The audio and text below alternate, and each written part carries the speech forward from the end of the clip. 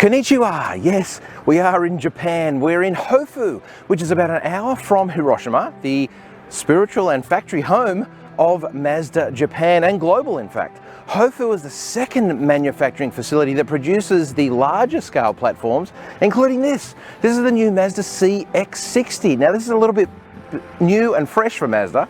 It's front engine, longitudinal position, and effectively a rear drive platform. We're not necessarily here to test drive the CX-60 this time. We're just getting a bit of a holistic view of the car, but let's take a closer look.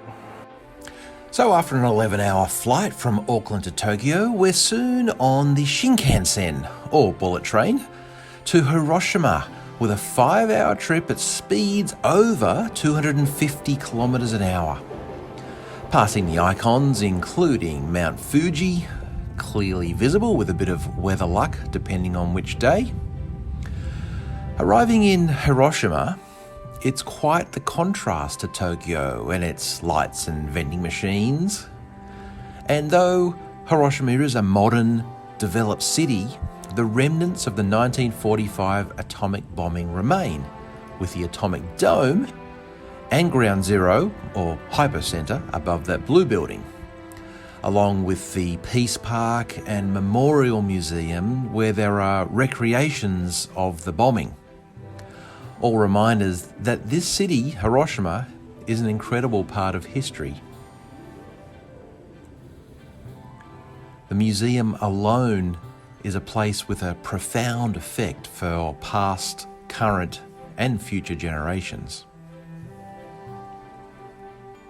Our CX-60 experience starts with a bus ride to Mazda headquarters in Hiroshima before a drive in the CX-60 to the Hofu plant about an hour away, where there are many autonomous vehicles roaming around the factory, moving parts here and there, but also home to Mazda CX-60 production since the start of 2023, along with CX-90, in a factory that started in 1982 with the Mazda 626.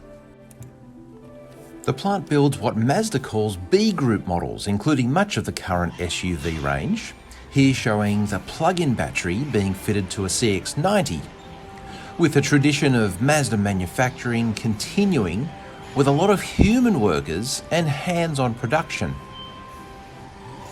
Engines and drivetrains are built by humans and then transported around the factory floor, where they come together, with not many models being consecutively the same.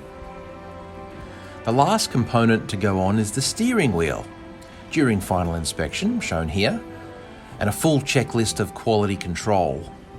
Around 10 litres of fuel is put into each car. Batteries, where applicable, are charged to around 80%, and the cars drive off the assembly line, with the final check of brakes and front lights against a mirror. And then it drives off into the outside storage yard for delivery to the dealer network around the world. Though final NZ specifications and pricing are yet to be announced for CX-60, we'll likely see favour towards the petrol engines, including the 3.3 litre turbo inline 6-cylinder with mild hybrid, and the 2.5 litre petrol turbo 4-cylinder with plug-in hybrid, offering 63 kilometres of EV-only range. With a focus on the premium buyer and ride, quality, fit and finish, the CX-60 starts the new wave of Mazda's new product. Find your car at driven.co.nz.